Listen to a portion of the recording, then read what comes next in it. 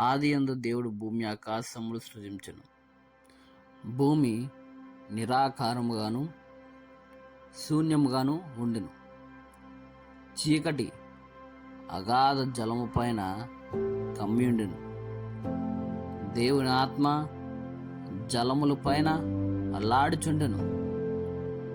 దేవుడు వెలుగు కమ్మని పలకగా వెలుగు కలిగెను. వెలుగు మంచిదైనట్టు దేవుడు చూచెను. దేవుడు వెలుగును చీకటిని వేరుపరచెను. దేవుడు వెలుగునకు పగలనియు చీకటికి రాత్రినియు పేరు పెట్టెను. అస్తమయమున ఉదయం కలగా ఒక దినమాయను. మరియు దేవుడు జలముల మధ్య ఒక విశాలము కలిగి ఆ జలములను ఈ జలములను వేరుపరచును గాక అని పలికెను.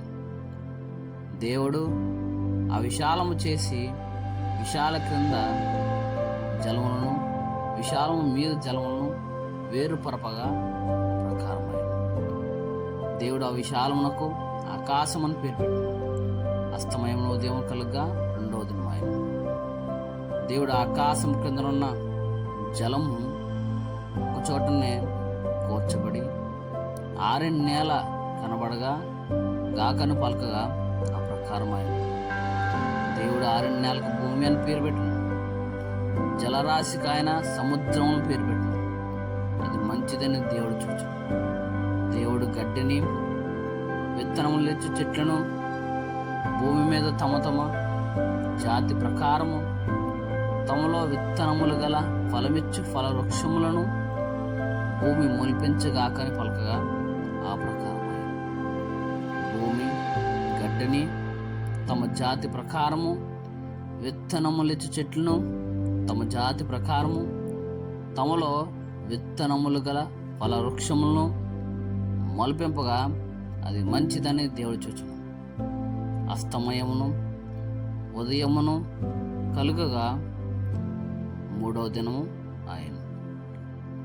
దేవుడు పగటిని రాత్రిని వేరుపరచినట్లు ఆకాశ విశాలమందు జ్యోతులు కలుగును గాకనియు అవి సూచనలను కాలములను దిన సంవత్సరములను సూచించుటకై ఉండు గాకనియు భూమి మీద వెలుగిచ్చుటకు అవి ఆకాశ విశాలమందు జ్యోతులయుండు గాకనియు పలికెను. ఆ ప్రకారమాయను.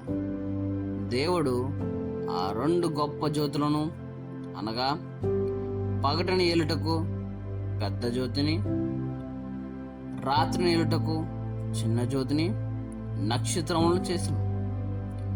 భూమి మీద వెలుగుచుటకును పగటిని రాత్రిని ఏలుటకును వెలుగును చీకటిని వేరుపరచుటకును దేవుడు ఆకాశ విశాలమందు వాటిని ఉంచును.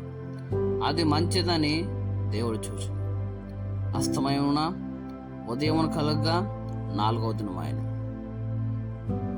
దేవుడు జీవం కలిగి చలించు వాటిని జలములు సమృద్ధిగా పుట్టించును గాకనియు పక్షులు భూమిపైన ఆకాశ విశాలంలో ఎగురును గాకని పలికెను.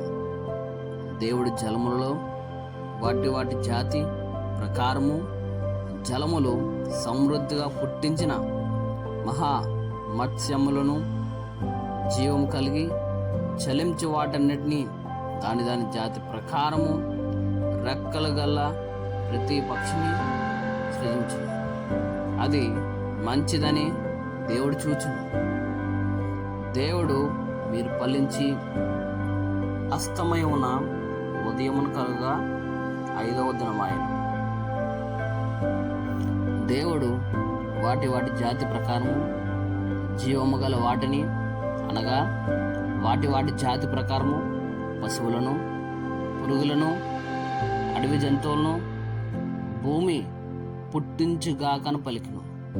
ఆ ప్రకారమైన దేవుడు ఈ జాతుల ప్రకారము అడవి జంతువులను ఈ జాతుల ప్రకారము పశువులను, ఆయా జాతుల ప్రకారము నేలను, ప్రాకు ప్రతి పురుగును చేసెను. అది మంచిదని దేవుడు చూసెను. దేవుడు మన స్వరూపమందు మన పోలిక చొప్పున నరులను చేయుదుము. వారు సముద్రపు చేపలను, ఆకాశ పక్షులను, పశువులను, సమస్త భూమి మీద ప్రాకు ప్రతి జంతువును ఏలుదురుగాక అని పలుకు. దేవుడు తన స్వరూపమందు నరుని సృజించు. దేవుని స్వరూపమందు వారిని సృజించును. స్త్రీని గాను పురుషుని గాను వారిని సృజించును. దేవుడు వారిని ఆశీర్వదించును. ఎట్లనగా, మీరు ఫలించి అభివృద్ధి పొంది విస్తరించి భూమిని నిండించి దాన్ని లోపరుచుకోండి. సముద్రపు చేపలను, ఆకాశ పక్షులను, భూమి మీద ప్రాకు ప్రతి జీవిని ఏలుడని దేవుడు వారితో చెప్పును. దేవుడు, ఇదిగో భూమి మీద ఉన్న విత్తనములిచ్చు ప్రతి చెట్టును, విత్తనములిచ్చు ప్రతి వృక్ష ఫలము గల ప్రతి వృక్షమును మీకిచ్చిన్నాను. అవి మీకు ఆహారమగును. భూమి మీద నుండు జంతువులన్నిటికీ, ఆకాశ పక్షులన్నిటికీ, భూమి మీద ప్రాకు సమస్త జీవులను పచ్చని చెట్లని ఆహారం పలికను. ఆ ప్రకారమైన దేవుడు తాను చేసినది యావత్తును చూచినప్పుడు అది చాలా మంచిదిగా ఉండును.